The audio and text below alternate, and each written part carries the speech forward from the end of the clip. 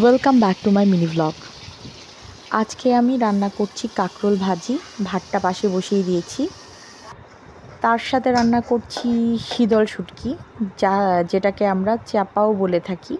এই হচ্ছে সেই শীতল বা চ্যাপা শুটকি।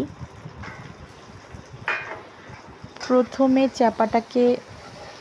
পেঁয়াজটাকে ভালো করে ভেজে তারপরে চ্যাপাটাকে দিয়ে এখন ভাজা ভাজা করতে হবে হলুদ আর নুন দিয়ে।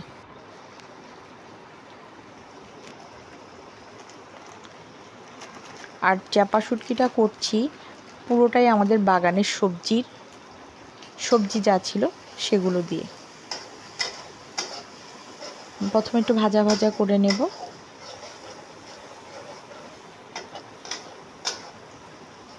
তারপর এর মধ্যে সবজি দিয়ে দিব। এখানে ডাঁটা আছে, নরম ডাঁটা, তারপর হচ্ছে আলু, কাঁঠালের বীজ, বেগুন, সব কিছুই আছে। এগুলো সবই আমাদের ক্ষেতের সবজি। এই মশলাগুলো মজে আসলে এই সবজিগুলো মজে আসলে এর মধ্যে হচ্ছে পরিমাণ মতো লঙ্কার গুঁড়ো আর হলুদের গুঁড়ো দিতে হবে। এক্সট্রা কোনো মশলা অ্যাড হবে না।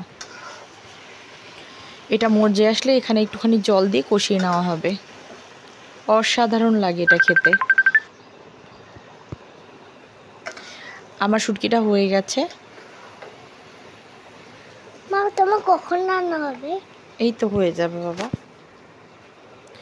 আর পাশে বসিয়েছি ক্ষেতের ডাল, যেটা হচ্ছে মাসকলাইয়ের ডাল। গাছের চাল কুমড়ো দিয়ে করা হয়েছে কাঁকরোল ভাজি। আমি রান্না করতে করতে ভীষণ খিদে পেয়ে গেছিলো, তাই ভাবলাম একটু খেয়েই নিই।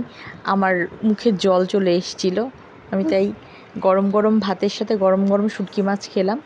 ঝালে লবণে একদম টকটকা হয়েছে। এক্সট্রা করে আমার নুন ঝাল কিচ্ছু নিতে হয়নি। ভীষণই ভালো হয়েছে।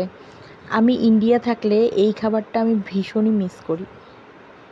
আজকে আমি তেমন কিছু রান্না করিনি, কারণ হচ্ছে আজকে আমার দিদির বড় ছেলের বার্থডে, তো ওইখানে আমাদের নিমন্ত্রণ আছে, ওখানেই খাওয়া দাওয়া হবে। তাই শুটকি মাছ, ডাল আর হচ্ছে কাঁকরোল ভাজিটাই করা হয়েছে।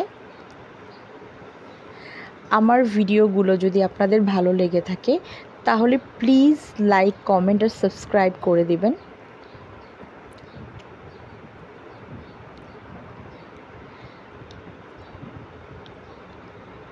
দেখা হবে, আপনাদের সাথে কথা হবে নেক্সট ভিডিওতে।